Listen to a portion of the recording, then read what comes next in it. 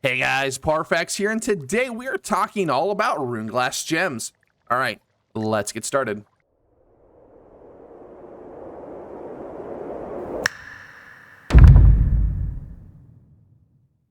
All right, so we're here on the PTR, and as always, since we're on the PTR, these are subject to change, so everything we're about to talk about can change, and if they do, we will be bringing you a video. We're going to be bringing you a video about the heart gem runes. They have changed, so we'll be bringing you a video probably early next week.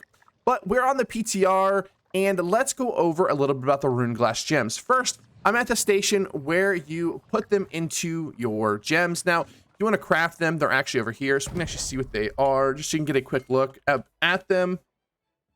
And you can see here, they're going to take 5 of 2 different types of glyphs. They're going to take ancient glob of ectoplasm, charged sand, and sulfur. We will probably have a video out before this video or before this patch goes live on how to exactly farm this. I want to make sure everything's kind of set in stone, and those type of videos on how to get this stuff aren't going to really come until towards the end of the life cycle of the PTR, because I don't want to make a video saying, hey, this is what they need, this is where you got to go farm it, and they change it. But I wanted to bring you guys just so you can look at it. These are not the easiest to get.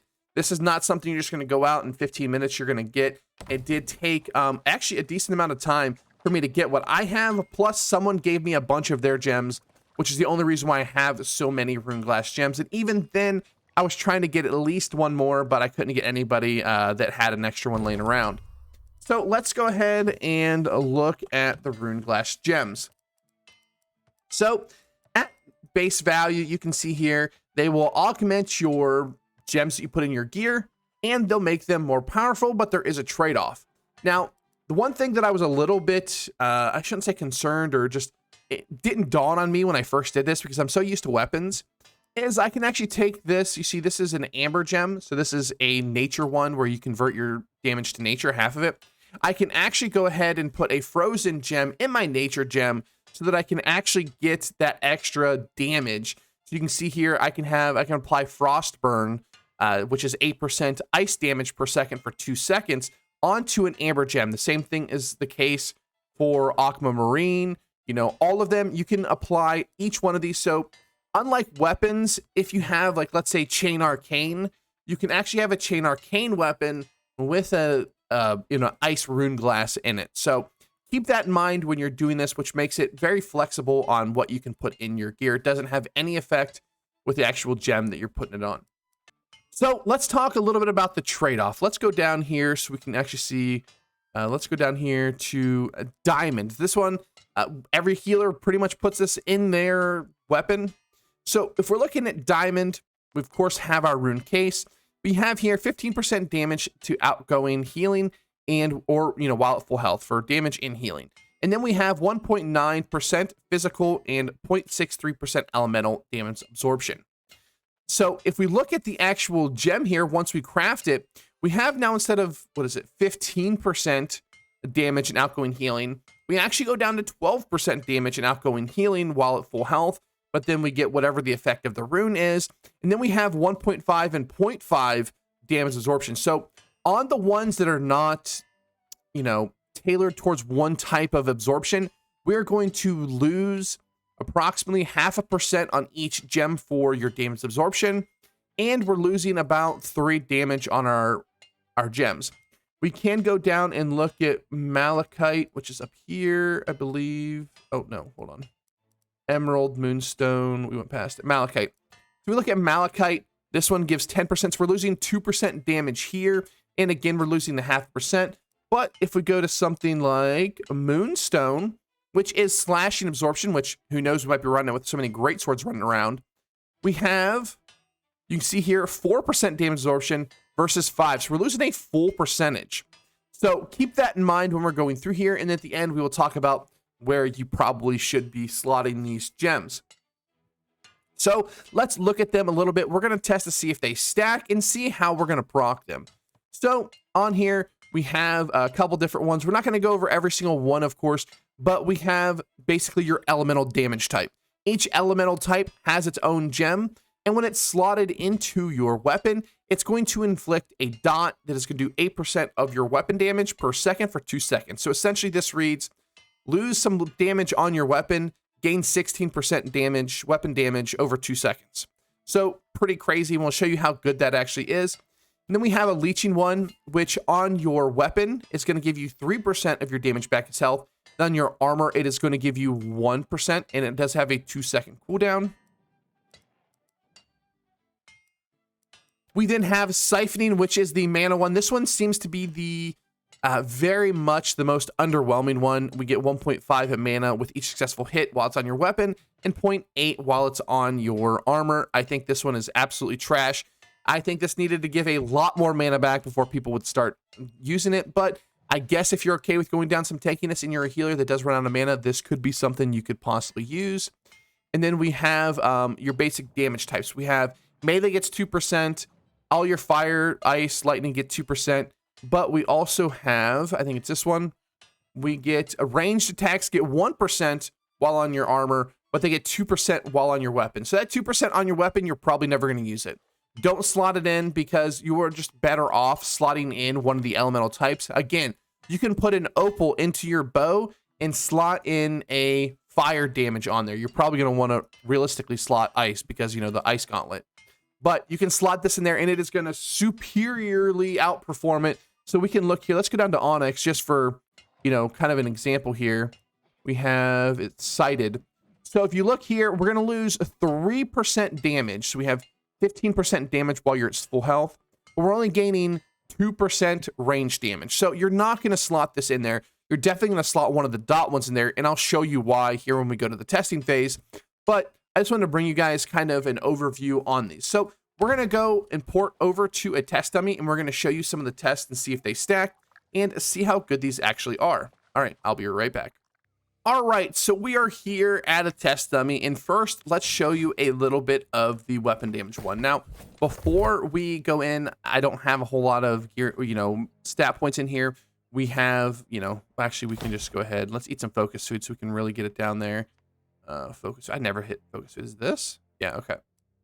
Let's use some focus food. So we've put our attributes down pretty low.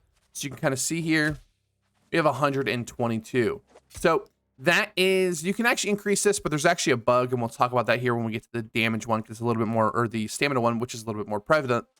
But it's actually pretty crazy. So I will show you a test that I did. So we're going to dodge, we're going to proc our opal, we're going to deal damage, and oh, this is the one with dex, right? Yeah. So we're going to show you the damage on this weapon, and we're going to test it with another weapon. So you can see here, we're losing 3% in damage from our opal, but we're actually gaining it well back in spades with our actual Runeglass. So let's go ahead and dodge. You can see here, we did 1806. So we're going to get out of combat, which seems to take forever. And I'm going to show you this weapon right here, which does have 31 con. So I will put 31 dex into my build just so we can have the even amount of distribution. But we're going to show you exactly how much we're going to get. All right, I'll be right back. All right, so we're going to put 31 dex in there. We're going to go ahead and swap out our weapon.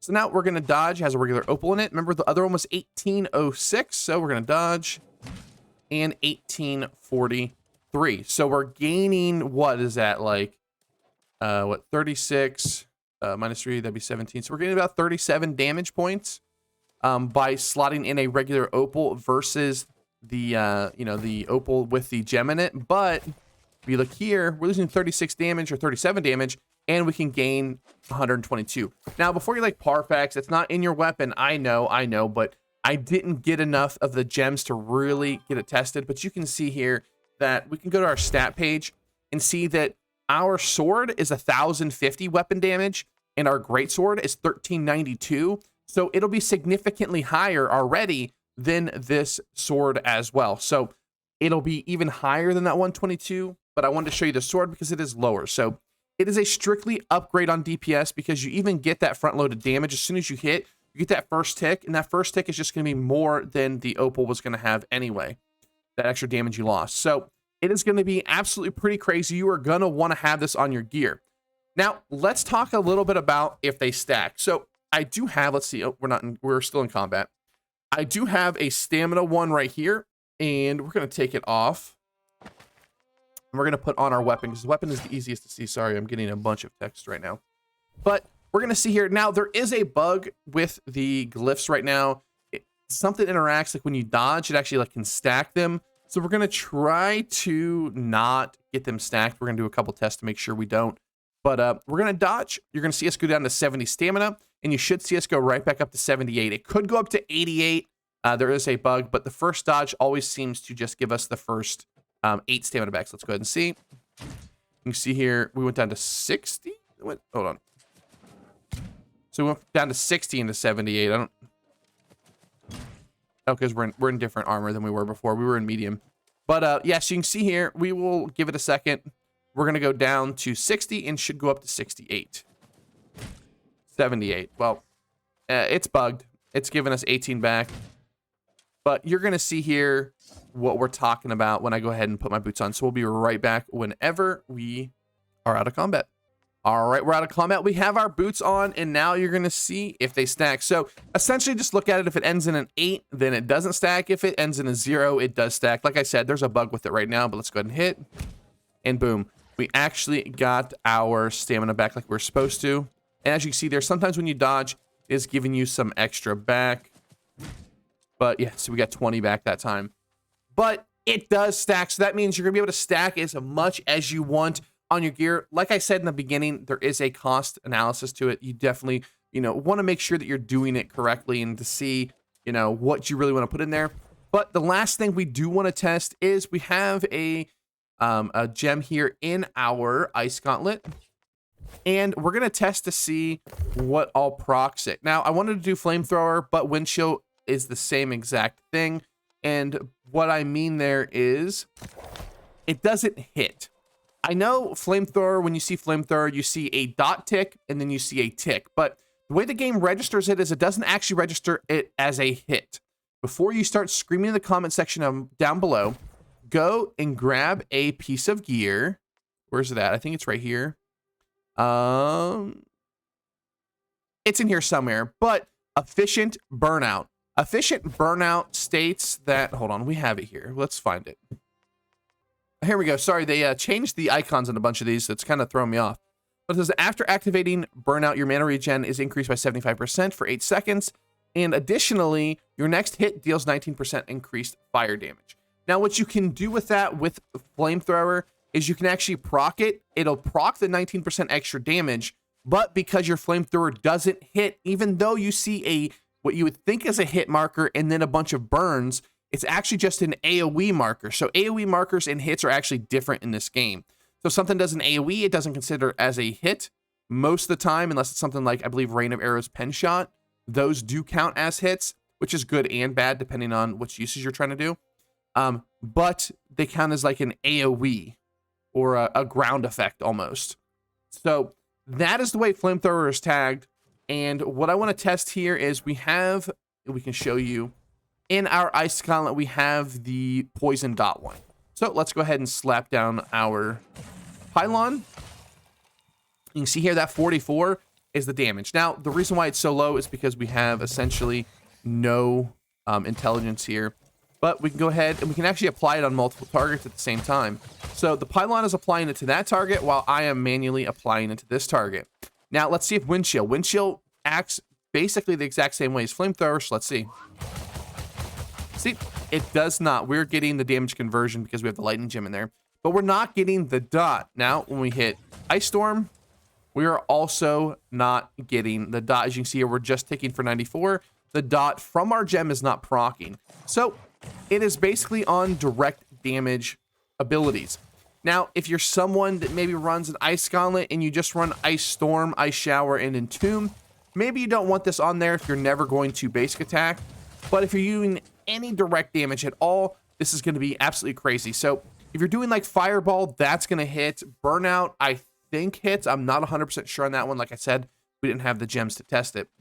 But it is going to be very, very useful. Anything that direct hits, it is going to be crazy. I think this pylon could be pretty crazy with this gem in it. But like I said, doesn't proc it on everything. Also, last thing we'll test, and I've already tested this, but we'll show you here anyway. We're going to go ahead and hit detonation. You can see here it didn't proc our gems. So it doesn't increase, or it doesn't actually proc on the rune gems as well. So just keep that in mind. But honestly, you don't really need it. That's a little bit extra damage there, but we're not really terribly worried about it anyway. All right, guys, so my final thoughts on these rune gems is it's going to be a staple for DPS. Unfortunately, it really does benefit ranged very much so, especially musket, probably bow users. Now, when it comes to bows, you are definitely in musket. You're definitely going to slot in one of these bad boys. These ones in here, let's hover over it. They give you the dot. This is going to be a very much a staple for all PvP and PvE builds. You're going to want this dot in there no matter what you're doing. It is going to be very hard unless you're running something like the Ice Gauntlet and you're never basic attacking on it or rarely basic attacking on it. You're not going to want it. You can maybe, I don't even know what else you would use, honestly. It is just so much of an increase in damage that you're just going to want to run it. And then if you're running something like bow, this is going to be crazy. Musket's going to be crazy. Actually, everything. The only thing that I can see here is if you're running something that really wants stamina, like let's say something like the Greatsword. The Greatsword has tons of damage already. The Greatsword isn't something that lacks damage. It does use a ton of stamina. So I can definitely see really utilizing this stamina on every hit. Now, once it gets fixed, it's going to be a little bit different. Obviously, right now, it is absolutely bonkers. But even when they fix it, having that extra stamina every time you hit, you can get, 8 on your weapon and possibly 8 on your backbar weapon. But you're with the 2 second or the 3 second cooldown, you're never really going to hit, swap. It's not really going to be something you're going to want to do that much. So you can get 8 here, and then you can get, 8, 10, 12, 14, 16, 18, 20, 22, 24. So you can get 24 stamina back. So you can get a half a dodge back every time you dodge. You can get stamina regeneration on your necklace. You can get nimble on your earring, and you can get stamina cover here, and you can get shirking energy if you're in light on your pants. So you can get a ton of stamina. You'll be able to basically dodge forever, especially if that is something, you're in light armor. You're going to get that shirking energy, and it's just going to be absolutely crazy. So there is a risk reverse reward. I think healers probably aren't going to dabble in these too much. I think bruisers, some people are going to do a leeching build. The leeching can be pretty cool, especially if you get like the smooth bone ring with leeching here. I'm not a big fan of the smooth bone ring. There's pretty much, the champion's ring for PvP is just so significantly better than the smooth bone ring. Same thing with the featherweight. Don't use the featherweight ever, please. Okay. But the smooth bone ring, if you get leeching on your, ring here, you can get leeching on your weapon, and you can have like a leech tank, which can be pretty cool. I think some people are going to dabble in that, but I think this really benefits ranged users, and it could benefit the users that really, really, really want to suck stamina. Now, everybody's going to be able to use these. You're going to lose only a little bit of defenses. The one thing that I will say, and it's kind of a buff to bow, nerf to bow, is the fact that right now, a lot of people are running thrust gems in their gear. And if you're running thrust gems, if you put these new gems on there, you're going to lose a full percentage point instead of a half a percentage point. So you're going to be quite a bit tankier. If we're running 4 of them, that's 4% extra damage we are taking from bows, or if you're running slash, from slashing weapons. So we're going to see. I think these are going to be great for the game. I think that having this ability to customize your character even more is going to be pretty crazy. Maybe they should tune down damage, but if they tune down damage, they have to tune down healing too. So we will see. Let me know in the comment section down below what you think. I hope you guys enjoyed this video. Like, comment, subscribe, and like always, let me know what you want to see on the next video in the comment section down below. All right, guys, thanks for watching, and I'll see you next time. Peace.